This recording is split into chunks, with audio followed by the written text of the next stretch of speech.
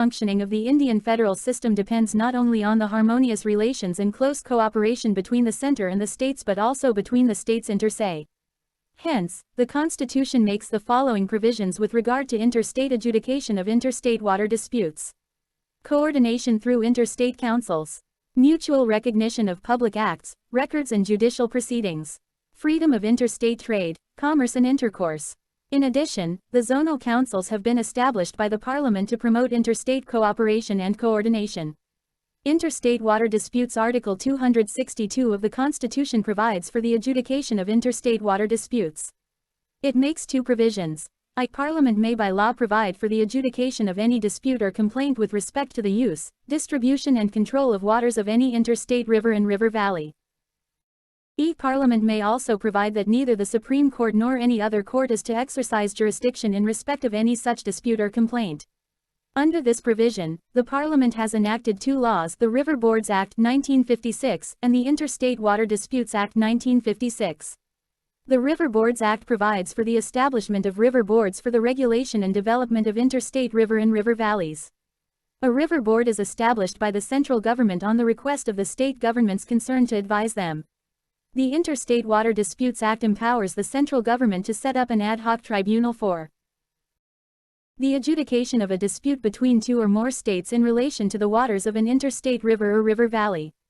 The decision of the tribunal would be final and binding on the parties to the dispute. Neither the Supreme Court nor any other court is to have jurisdiction in respect of any water dispute which may be referred to such a tribunal under this Act. The need for an extrajudicial machinery to settle interstate water disputes is as follows. The Supreme Court would indeed have jurisdiction to decide any dispute between states in connection with water supplies, if legal rights or interests are concerned, but the experience of most countries has shown that rules of law based upon the analogy of private proprietary interests in water do not afford a satisfactory basis for settling disputes between the states where the interests of the public at large in the proper use of water supplies are involved. So far 2013, the central government has set up 8 interstate water dispute tribunals. The name of the tribunals, the years in which they were constituted and the states involved in the dispute are mentioned below in Table 15.1. Table 15.1 Interstate Water Dispute Tribunals set up so far SI. No. Name set up in state involved 1. Krishna Water Disputes Tribunal 1969 Maharashtra, Karnataka and Andhra Pradesh 2. Godavari Water Disputes Tribunal 1969 Maharashtra, Karnataka, Andhra Pradesh, Madhya Pradesh and Orissa 3. Narmada Water Disputes Tribunal 1969 Rajasthan, Gujarat, Madhya Pradesh and Maharashtra 4. Ravi and Bees Water Disputes Tribunal 1986 Punjab and Haryana 5. Kaveri Water Disputes Tribunal 1990 Karnataka, Kerala, Tamil Nadu and Puducherry 6. Second Krishna Water Disputes Tribunal 2004 Maharashtra, Karnataka and Andhra Pradesh 7. Vansadara Water Disputes Tribunal 2010 Odisha and Andhra Pradesh 8.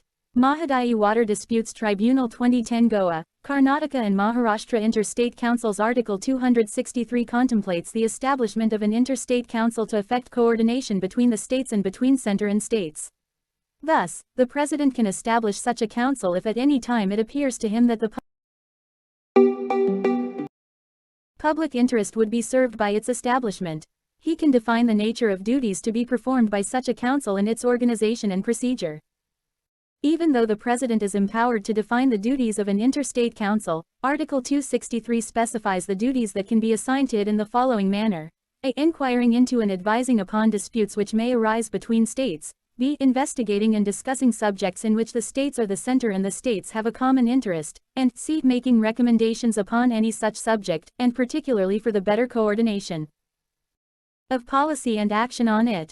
The Council's function to inquire and advise upon interstate disputes is complementary to the Supreme Court's jurisdiction under Article 131 to decide a legal controversy between the governments. The Council can deal with any controversy whether legal or non-legal, but its function is advisory unlike that of the Court which gives a binding decision.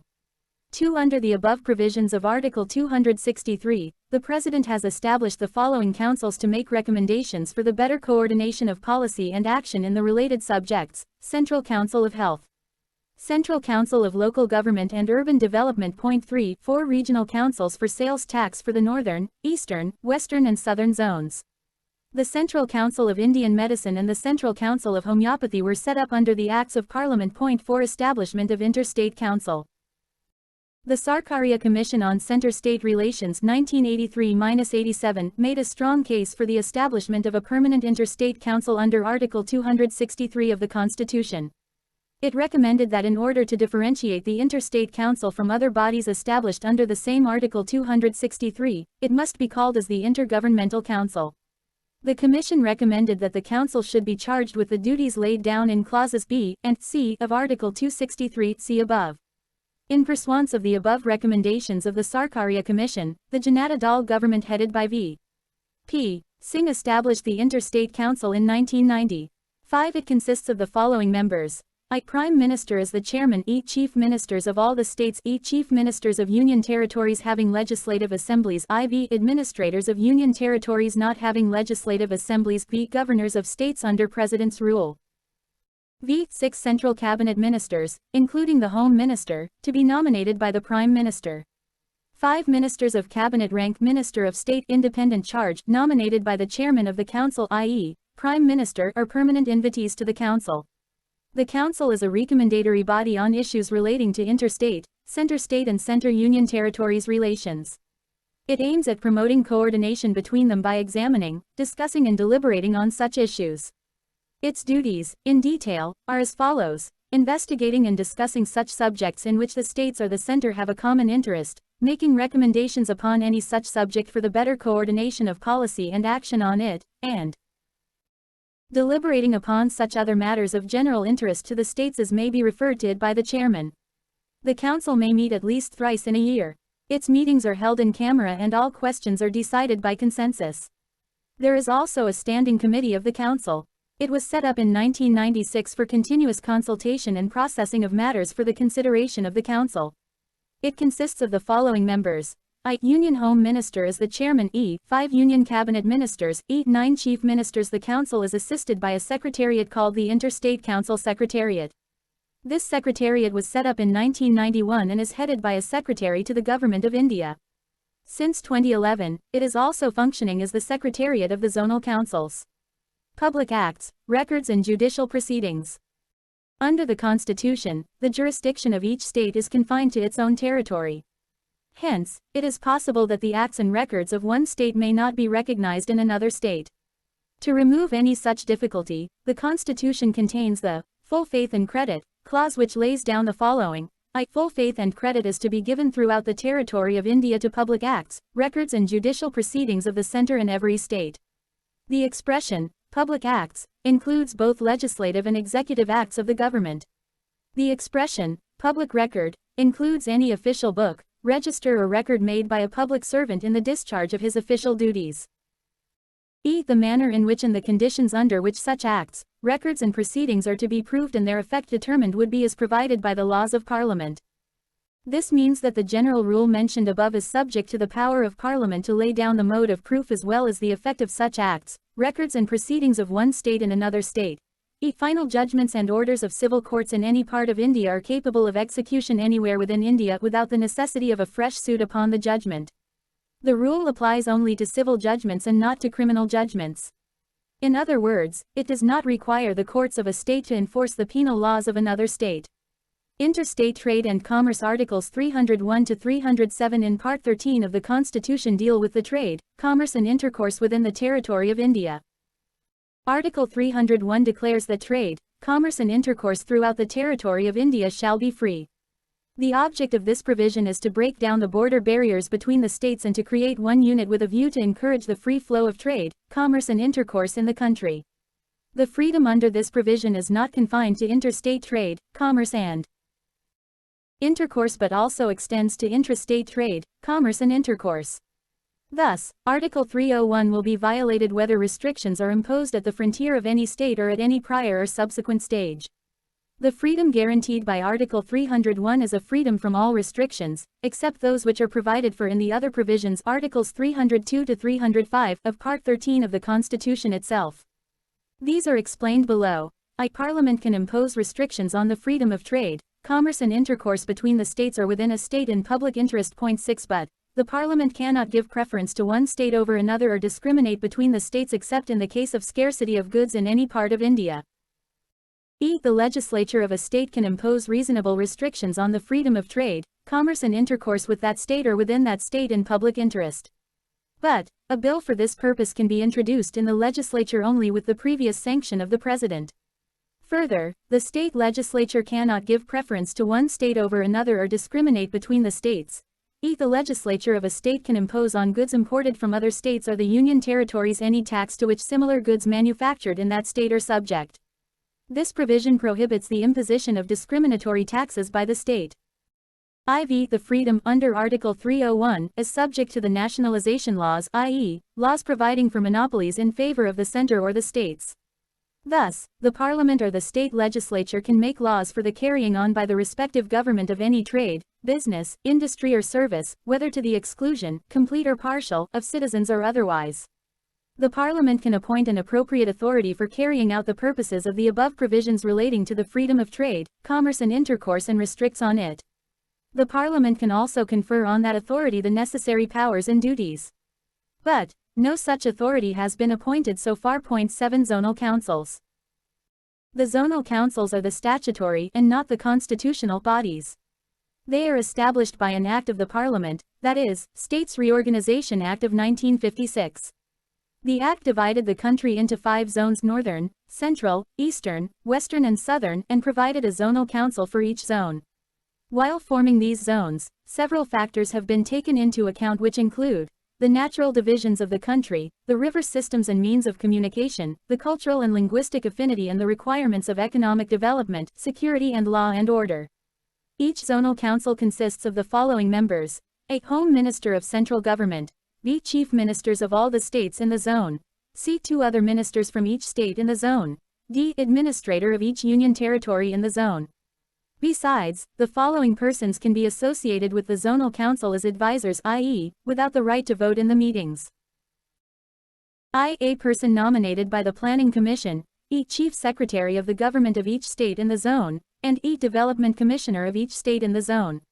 The Home Minister of Central Government is the common chairman of the 5 zonal councils. Each chief minister acts as a vice chairman of the council by rotation, holding office for a period of 1 year at a time. The zonal councils aim at promoting cooperation and coordination between states, union territories and the center. They discuss and make recommendations regarding matters like economic and social planning, linguistic minorities, border disputes, interstate transport, and so on. They are only deliberative and advisory bodies.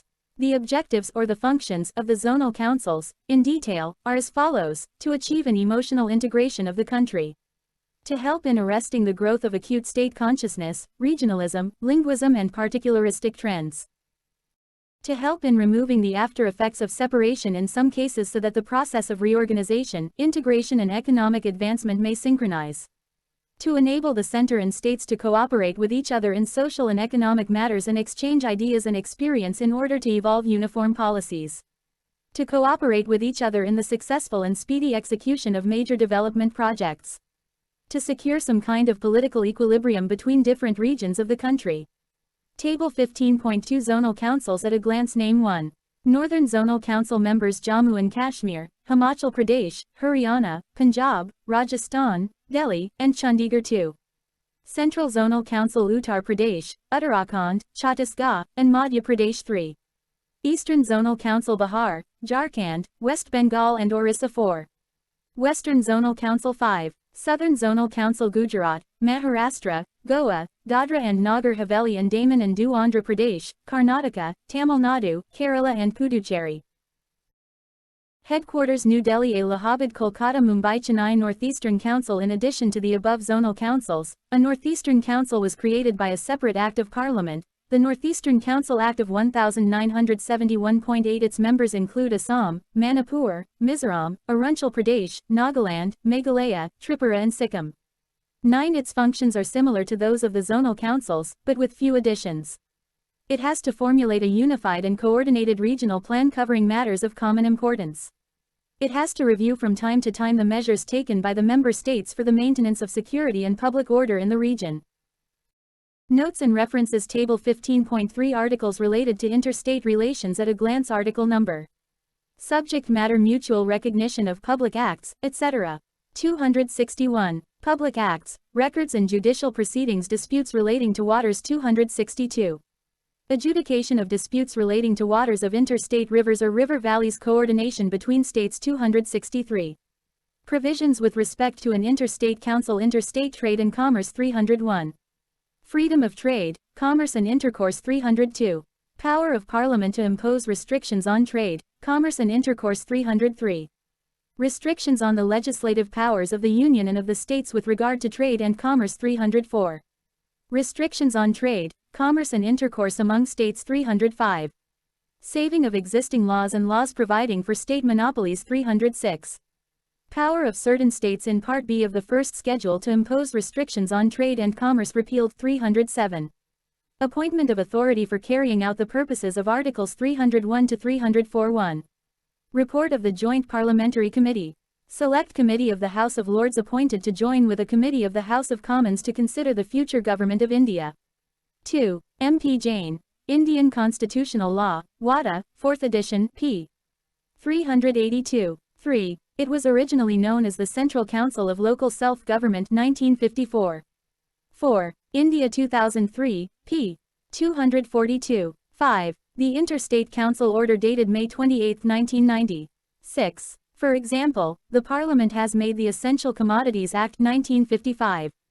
This act enables the central government to control the production, supply and distribution of certain essential commodities like petroleum, coal, iron and steel and so on. 7. In USA such authority is known as the Interstate Commerce Commission. 8. It came into existence on August 8, 1972. 9. In 2002, Sikkim was added as the 8th member of the Northeastern Council.